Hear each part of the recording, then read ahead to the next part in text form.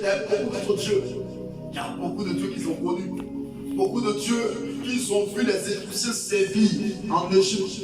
Peut-être même eux aussi ils ont servi en Égypte, les dieux. Mais lorsque Dieu les fait sortir, arrivés dans le désert, il fallait que Dieu enlève l'ancienneté pour que Dieu puisse les inculquer ses instructions. Dieu puisse mettre en œuvre sa manière qu'il veut que ce peuple-là adopte. La vie qu'il doit mener, Dieu commence à les instruire, à les donner des instructions. Il dit qu'il n'y aura pas d'autre Dieu devant ma face. Il ne s'est pas arrêté là. Il dit, tu n'as sur la terre et ils sont dans les eaux plus bas que la terre. Il dit quoi? Tu ne vas pas te faire de représentation. Ça veut dire que quoi? Tu n'as pas fait une image de Dieu taillée devant laquelle tu vas te prosterner pour adorer. Ça veut dire que il dit, les choses qui sont dans les cieux, tu n'as pas fait de représentation. Ça veut dire que même ange, l'ange de Dieu, tu n'as pas fait ta représentation.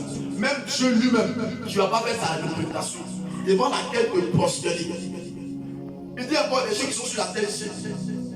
Il dit les choses qui sont encore plus bas que la terre, dans les eaux.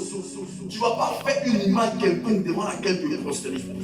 Quand tu poursuis, il dit parce que lui, Dieu, il est un Dieu jaloux. Il est un Dieu jaloux. C'est pourquoi quand tu lis dans Jean le chapitre 4, verset 4, la Bible, Dieu est esprit. Il faut que ceux qui l'adorent en esprit et en vérité. Ça veut dire que pour adorer Dieu selon ses instructions ici, tu n'as pas besoin d'une image devant laquelle te prosterner.